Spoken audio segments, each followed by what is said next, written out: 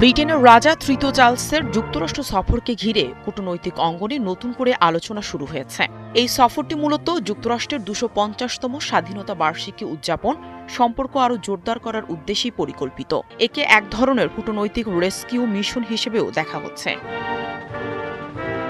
White হাউসে রাষ্ট্র নৈশভোজে ভাষণ দিয়ে যুক্তরাষ্ট্রের সঙ্গে জোটের গুরুত্বের উপর জোর দিয়েছেন ব্রিটেনের রাজা তৃতীয় চার্লস। এছাড়া তিনি মার্কিন প্রেসিডেন্ট ডোনাল্ড ট্রাম্পকে একটি বিশেষ উপহার দেন। দ্বিতীয় বিশ্বযুদ্ধের সময় প্যাসিফিক যুদ্ধক্ষেত্রে অংশ নেয়া HMS সাবমেরিনের একটি ঘণ্টা। কংগ্রেসে ভাষণের সময় ব্রিটিশ রসবোধ, ইতিহাস এবং ভবিষ্যৎ চ্যালেঞ্জের মিশেলে বক্তব্য উপস্থাপন করলে আইন প্রণেতারা বারবার করতালি ও দাঁড়িয়ে অভিবাদন জানান। ভাষণের শেষ দিকে রাজা বলেন, আমেরিকার কথা গুরুত্ব এবং গভীর অর্থ বহন করে। তার এই মন্তব্যে উপস্থিতিদের মধ্যে সম্মতি ও উদ্বেগ দুই ধরনের প্রতিক্রিয়ায় লক্ষ্য করা গেছে। আমি আজ মার্কিন কংগ্রেসের প্রতি সর্বোচ্চ শ্রদ্ধা নিয়ে এখানে এসেছি। গণতন্ত্রের এই দুর্গ, যা সকল আমেরিকান জনগণের কণ্ঠস্বরের প্রতিনিধিত্ব করতে এবং পবিত্র অধিকার ও স্বাধীনতার প্রসারের জন্য তৈরি করা হয়েছে। সম্প্রতি যুক্তরাষ্ট্র ও যুক্তরাজ্যের সম্পর্ক কিছুটা টানাপোড়েনের মধ্য দিয়ে যাচ্ছে।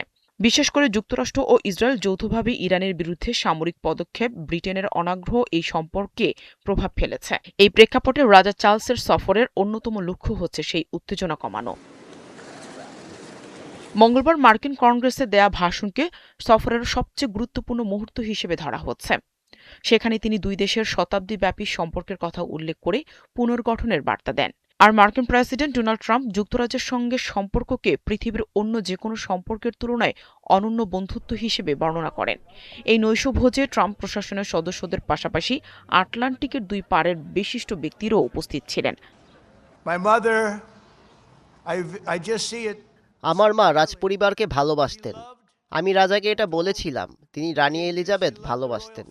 যখনই রানী কোনো অনুষ্ঠান বা অন্য কিছুতে জড়িত থাকতেন, আমার মা টেলিভিশনের সামনে একেবারে বসে থাকতেন এবং বলতেন, দেখো ডোনাল্ড, দেখো এটা কত সুন্দর। তিনি সত্যি এই পরিবারটিকে ভালোবাসতেন। তবে বিশ্লেষকরা বলছেন, মার্কিন প্রেসিডেন্ট ডোনাল্ড ট্রাম্পের ব্যক্তিত্ব অত্যন্ত পরিবর্তনশীল। তাতে সম্পর্ক যেমন দ্রুত খারাপ হতে পারে, তেমনি আবার দ্রুতই উন্নতিও হতে পারে। সেই দিক থেকে এই সফর নতুন সম্ভাবনার দ্বার খুলে দিতে পারে বলে মনে করছেন তারা।